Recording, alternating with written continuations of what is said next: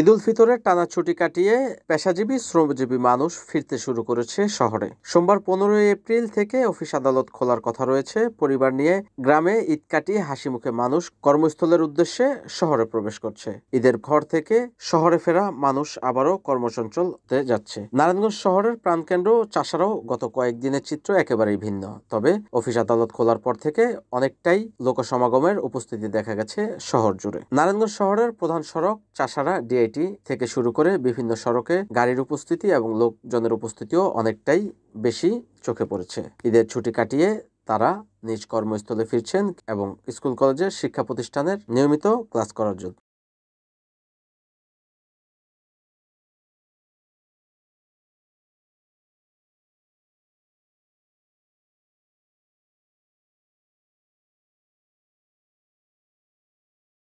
NAN TV, Narayanganj.